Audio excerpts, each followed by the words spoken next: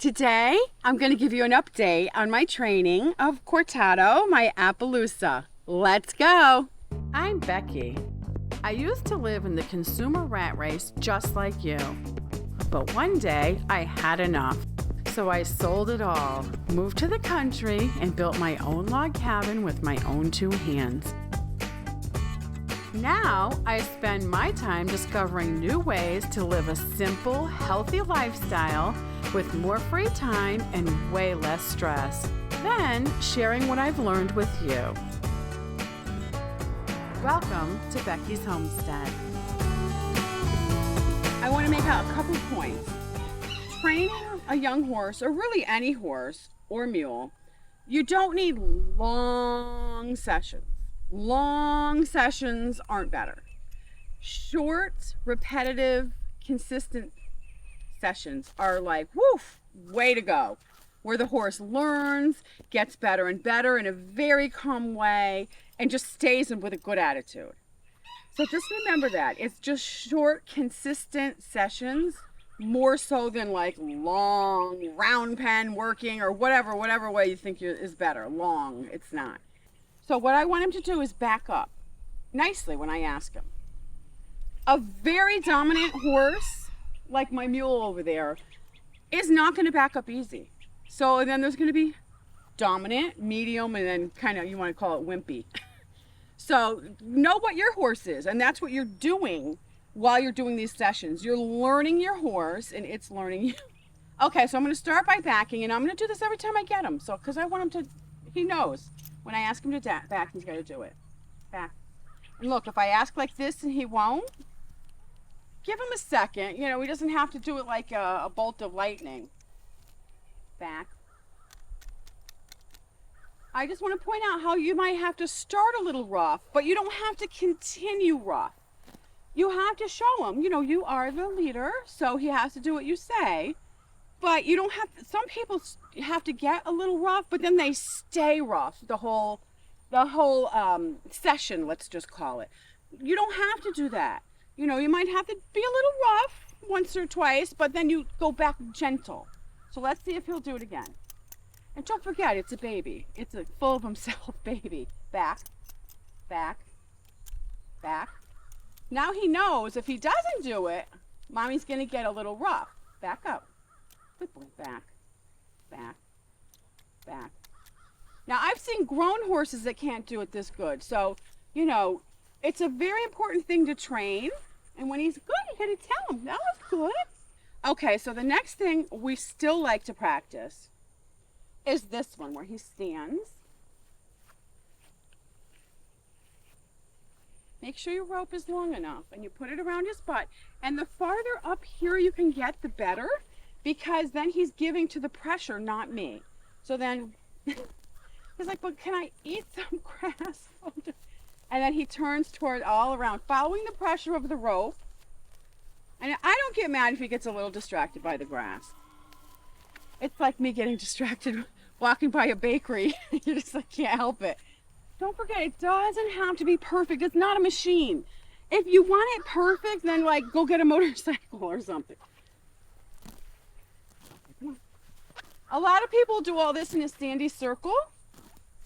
I like to do it in reality because this is where I'm going to ride, in the woods, in the field. So there's going to be grass. I try to make him stand square and tell him stand. Stand. Stand. Good boy. Okay, good boy. Okay, so here's the newer thing I've added that I'm doing now. I'm going to stand right here. I'm going to turn his shoulder. I'll do it this way so you can see. I'm going to stand right here. I'm going to turn him towards me. And I want his butt to step around. So at first they're like, what? They don't get it. And then I'm going to try to move his butt around. So I'm going to bend his head a little. And at first he's going to be like, what? So go slow. They don't get, this is the second time I'm doing this with him.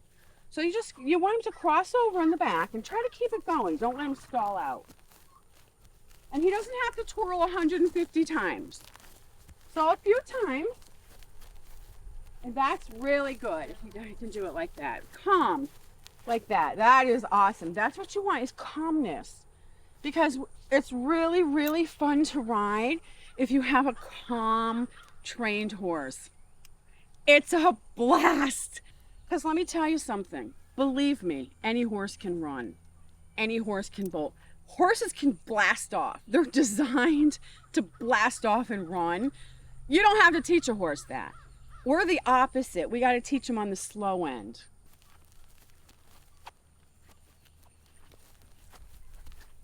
So he's not as good this way, you can tell. So what I'm going to do is I'm not going to tighten up. I'm going to loosen up a little. There, he's better. So a lot of times when they don't do good, people tighten up the lead line, tighten up the reins on my foot. Good boy, that was pretty good. Now I'm going to do this side twice. A lot of times when they don't get it at first, people don't loosen up, they tighten up.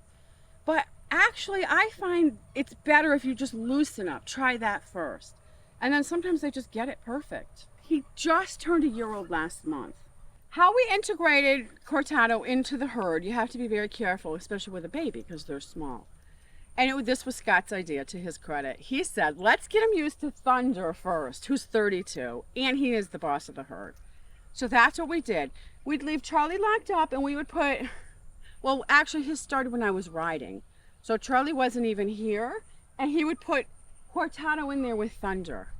And once we did that several times and we got used to it, they got used to each other. We're like, oh, that's going surprisingly well. And then we tried to do all three of them. And then Charlie kind of overran the baby. I don't know if it starts with playing, but, you know, rough playing, but just overdoing it. So we had to run out and save Cortado. And then we just kept doing that, though. Just little sessions just to see how it goes. And just pretty soon, boom. Like I said with this training, little sessions and just keep doing it. And pretty soon they're like, they don't even remember when they weren't friends. This is one very, very very important thing you have to teach your horse. And it takes some time to learn it. So to start early and just keep doing it, keep doing it, keep doing it. And that is asking them to put their head down. So I just, you know, some people stand in front and do it different ways, but I don't. Because I just try to be as real as I really am every day of my life. So I like to put my hand right here, and I tell them, put your head down. Now at first they'll just bob it down and put it right back up. It doesn't matter, that's the start of things. Little like baby move. So as long as he's doing it, and then I go, put your head down. You want the horse to put its head down, because when a horse's head is above you, it thinks it's the boss over you. So once it's trained and it puts its head up, it's fine, you know.